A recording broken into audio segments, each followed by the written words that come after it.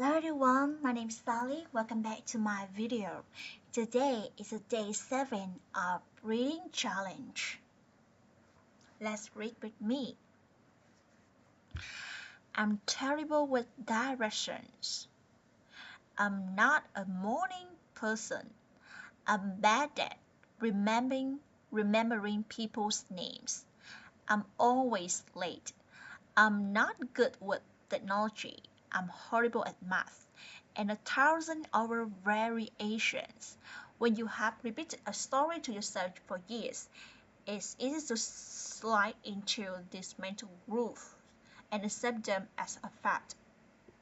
In time, you begin to resist certain actions because that's not who I am.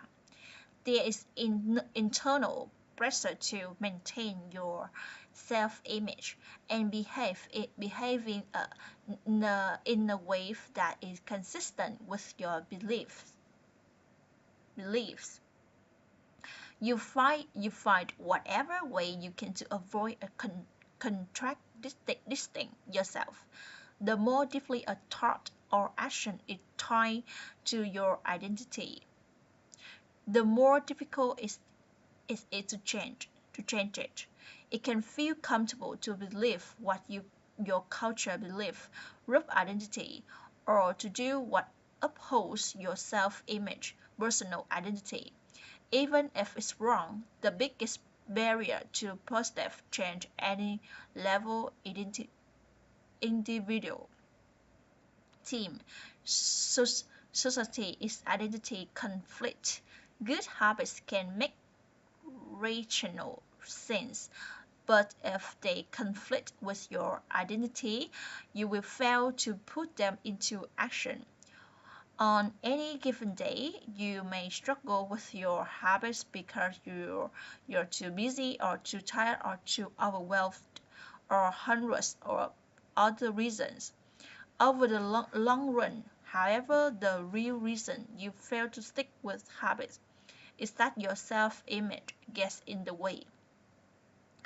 This is why you can get to attached to one version of yourself requires you to do continuously edit your beliefs and to upgrade and expand your identity. This brings us to an important question.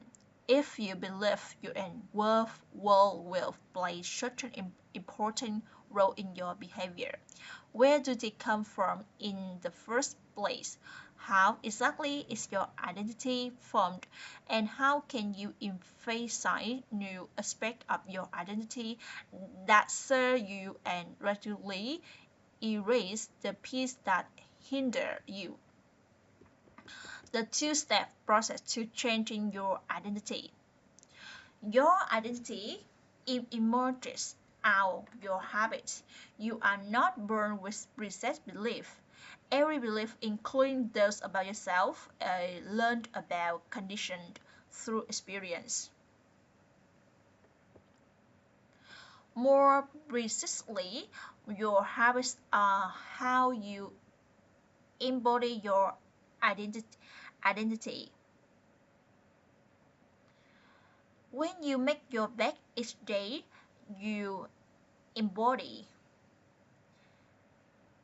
embody of the identity of an organized person. When you train each day, you embody the identity embody embody identity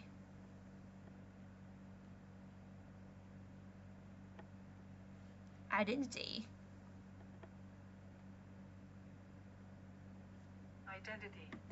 identity of an organized person. When you write each day, you embody embody the identity of your of your of your of a creative person. When you train each day, you embody the identity of an athletic person. The more you repeat a behavior, the more you reinforce the identity associated with that behavior. In fact, the word identity was organized derived from the Latin word essential, essentius, which means being an identity with the means repeatedly. Oh, your identity is literally your repeated beginnings, being, beingness.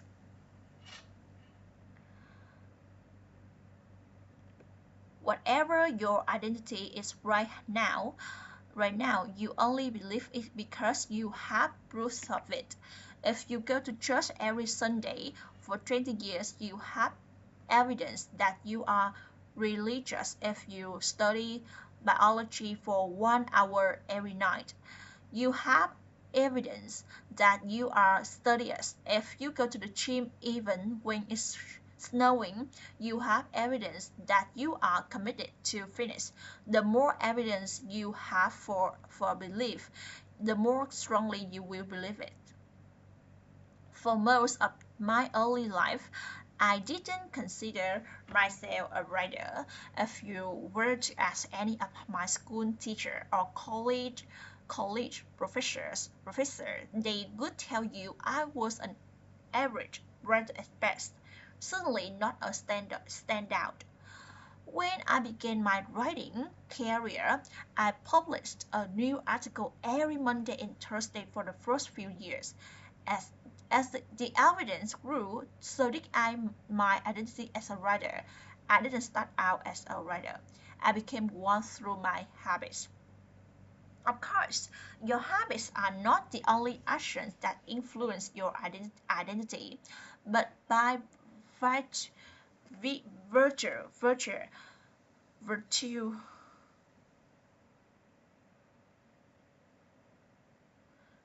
sorry, let me check it. If you were to ask any high school teacher or college professor, they could tell you I was an average writer, certainly not a standout. When I began my writing career, I published a new article every Monday and Thursday for the first few years. As evidence grew, so did my identity as a writer. I didn't start out as a writer, I became one through my habits. Of course, your habits are not the only action influence influence your identity, but by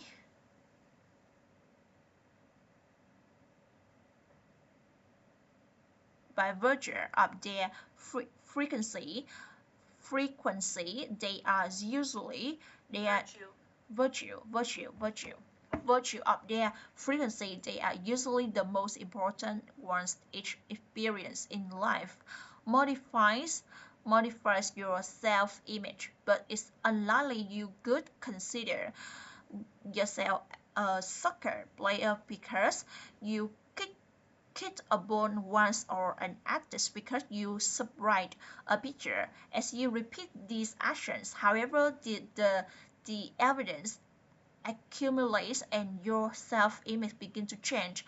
The effect of once-off experiences tend to fade away while the effect of habits get reinforced with time, which means your habits contribute most of evidence that shape your identity. In this way, the process of building habits is actually the process of becoming yourself.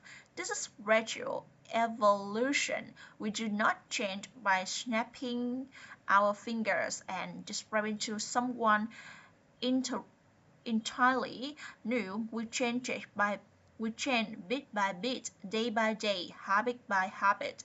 We are continually undergoing my uh, my evolutions of the self. Each habit is like a suggestion. Hey, maybe this is how I am. If you finish a book, then perhaps you are the type of person who likes reading. If you go to the gym, then perhaps you are the type of person who likes exercise. If you practice playing a guitar, perhaps you are the type of person who likes music. Every lesson you take is role for the Uh, if you practice playing a guitar, perhaps you are the type of person who likes music. Every action you take a vote for the type of person you wish to become. No single instant will transform your belief, but as a verb builds up, so do the evidence of your new identity. This is one reason why meaningful change does not require radical change. Small habits can make a meaningful difference by providing evidence of new identity. And if change is meaningful, it's actually a big that's paradox of making small improvements. Putting this all together, you can see that habits are the path to changing your identity. The most practical way to change who you are is to change what you do. Each time you write a page, you are a writer. Each time you practice a violin, you are a musician. Each time you start a workout, you are an athlete. Each time you encourage your employees, you are a leader. Each habit not only gets results but also teaches you something far more important. To trust yourself, you start to believe you can actually accomplish these things. When your voice mount up and the evidence begins to change, the story you tell yourself begins to change as well. Of course, it's worked the opposite way too. Every time you choose to perform a bad habit, it's a vote for that identity.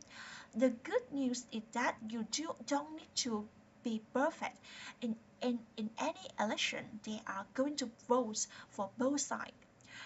You don't need to anonymous vote to win an election. You just need a majority. It doesn't matter if you cast a few votes for the bad behavior or unproductive habit. Your goal is simply to win the majority of the time. New identities require few evidence. If you keep casting the same votes you always cast, you're going to get the same result you always had. If nothing changes, nothing going to change. It is simple two-step process. Decide the type of person you want to be. Prove it to yourself with small wins. First, decide who you want to be. This whole at any level, as an individual, as a team, as a community, as a nation. What do you want to stand for? What are your principles and values? Who do you wish to become? These are the big questions, and many people aren't sure where to begin, but they do know what kind of result they want. To get six packs, ABS, or to feel less anxious, or to double their salary. That's fine. Start there and work backward from the result you want to type person who could get those results. Ask yourself, who is the type person that could get the outcome I want? Who's the type person that could lose 40 pounds? Who is the type person that could learn a new language? Who is the type person that could run a successful startup? For example, who is the type person who could write a book? It's probably someone who is consistent and reliable. Now, your focus shifts from writing a book outcome-based to being a type person who is consistent and reliable, identity-based. This process can lead to beliefs like, I'm kind of teacher who stands for her student. I'm kind of doctor who gives each patient a time empathy they need. I'm the kind manager who avoided advocate, advocate for her employees. One, you have to handle on the type person you want to be. You can begin taking small steps to reinforce your desired identity. I have a friend who lost over 100 pounds by asking herself, what could a healthy person do? All, all day long, she would use this question as a guide. Would a healthy person work or take a cab? Could a healthy person order a burger or salad? She figured if you acted like a healthy person long enough, eventually she could become that person. She was right. The concept of identity-based habits is our first introduction to another key theme in this book. Feedback looks your habits shape your identity, and your identity shape your habits. It's two-way street. The formulation of habit is a feedback look, a concept we will explore in depth in next chapter.